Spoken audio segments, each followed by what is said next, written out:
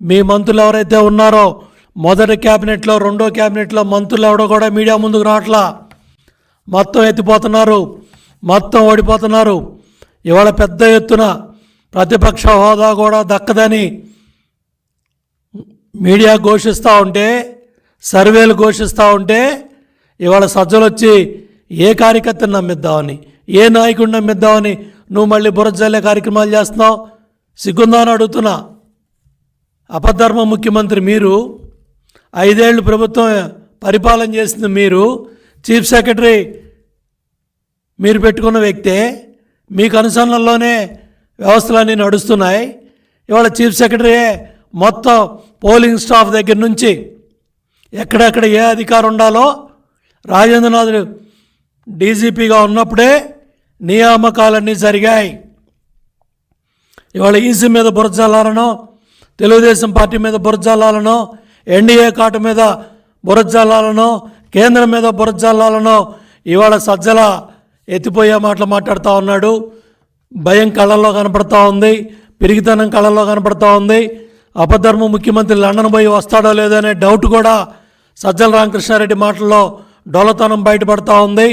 ఎందుకంటే సజ్జల భార్గవరెడ్డి ఎలక్షన్ అయిన 24 గంటల్లో జెండా ఎత్తేసాడు.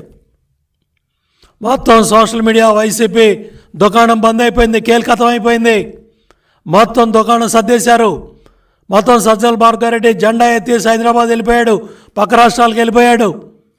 ఇవాళ నీ కొడుకే జెండా ఎత్తేసి వెళ్ళిపోతే నిన్న కార్యకర్తలు నాయకులు కన్నీళ్లు తొడటానికి, వాళ్ళని ఓదార్చడానికి నిన్న జగన్ రెడ్డి మాటల్లో కాన్ఫిడెన్స్ కార్యకర్తలకి నాయకులు దక్కపోయేపాటికి మళ్ళీ ఉదయం సజ్జల రామకృష్ణారెడ్డి వచ్చి మీడియా ముందు మళ్ళీ అసత్యాలు అబద్ధాలు ప్రచారం చేస్తూ ఉన్నాడు.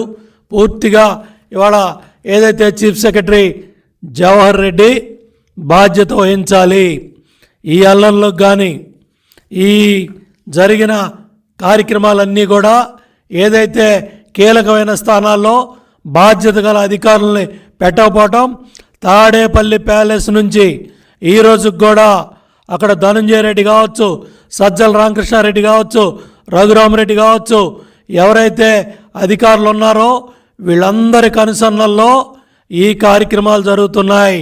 ఆంజనేయులు, రఘురామరెడ్డి, ధనంజయ రెడ్డి, జవహర్ రెడ్డి వీళ్ళందరూ కూడా కలిసి ఇవాళ ఈ కార్యక్రమాలన్నిటికి కూడా ఊతమిస్తున్నారు. ఇవాళ ఈ సంఘటనలన్నిటికి కూడా ఈ అధికారులంతా కూడా బాధ్యత వహించాలి. ఇవాళ జగన్మోహన్ రెడ్డి కళ్ళల్లో